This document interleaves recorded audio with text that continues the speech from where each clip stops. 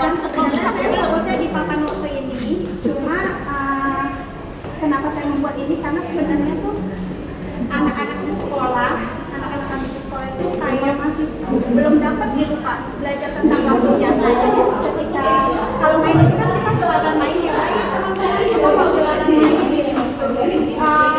Gelaran main yang Pak ini ya, menulis sama macam-macam. Nah ini juga disediainnya itu ini Pak, sesuai tingkatannya lah. Kalau misalnya dia masih kelompok A, yang sama gitu, kita sediakan speaker gitu. Nah terus bisa juga kayak gini sambil main. Biasanya kita lempar 2, kita pikir 2 gitu. 2 ping gitu ya. Terusnya kita jual lagi 6. Oh berarti bisa tambah 6 warna hijau.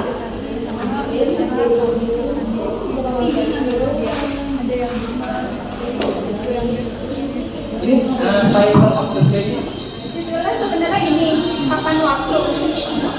Cuma untuk menggunakan ini biasanya kan ada gelaran main.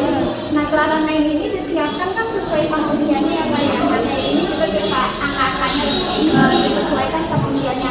Nah kemudian anak-anak itu suka gini lupa waktu atau nggak sadar atau ngerasa waktunya kurang. Sedangkan juga guru-guru itu ada yang suka gini waktunya habis, padahal anak lagi senangnya bermain, itu kan nggak baik katanya ya.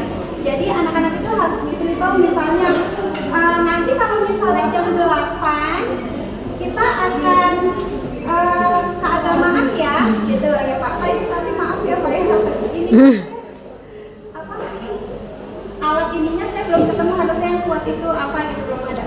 Keagamaan gitu. Jadi ketika masih jam 7.45 udah diaba-aba gitu maksudnya. Jadi anak sebenarnya untuk dari agama moralnya sih lebih ke anak itu bisa memasangkan Hoteling yang punya ini di upload yang ada di HP-nya. Kalau misalnya ada punya aku aja aku upload maksudnya di sini ya. Apa sih? Kalau jam 8 itu kayak gimana? Nah, ternyata Apanya? 8 Itu aku tinggal kelas ya. Iya. Ganti-ganti sesuai waktunya. Sebenarnya sih ini medianya lebih karena kebutuhan di sekolah itu anak-anak belum memiliki waktu. Terusnya mereka juga ketika berwaktu itu keterkaitannya sama ketika bermain gitu ya Pak. Jadi sih saya kemarin idenya apa ya yang bisa sekalian jadi solusi gitu.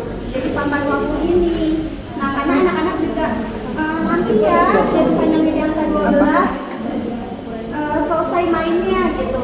Tapi mereka masih di angka 9 gitu kan, belum terbayang. Jadi kita kayak udah kasih apa-apa lah gitu Pak. Ya. Yang pertama perlu hati-hati. Anak kelas 2, kelas 3 juga masih banyak yang belum mengenal jam ya. Kemudian yang kedua, konsep kalau ingin menunjukkan waktu ke arah ini, gitu ya, ya bolehlah mengenalkan waktunya, tetapi yang terpenting ada simbol. Simbol ini apa yang ditentukan ini? Terus ini simbolnya apa? Misalnya kalau praktek ibadah misalnya, ya nanti ada simbol anak sedang sholat. Jadi pakai simbol. Sama seperti ketika kita memperkenalkan peraturan pada anak menyetujui peraturan kan semua sudah menggunakan simbol. Anak-anak tidak bisa bilang tidak boleh berteriak di dalam kelas misalnya, gitu ya. Itu simbolnya apa? Misalnya simbol anak sedang bunyi gitu langsung. Itu menggunakan simbol-simbol.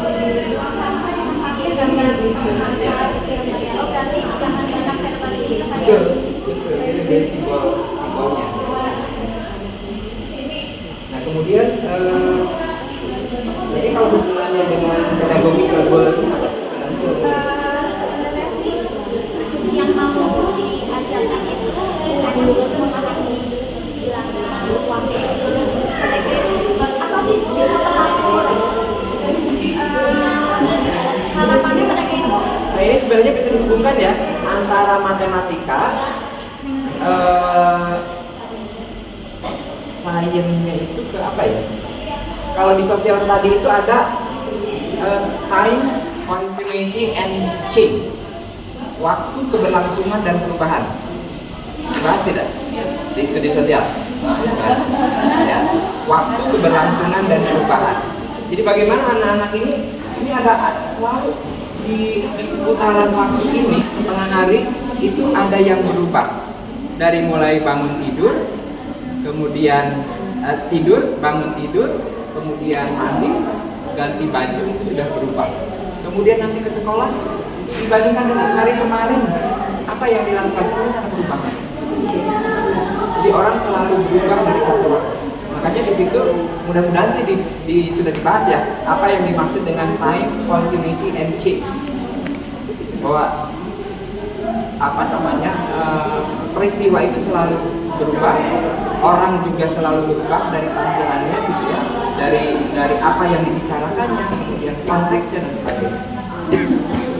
Oke, ini kelihatannya perlu dikelas lagi ya, itu ya. Berikutnya siapa?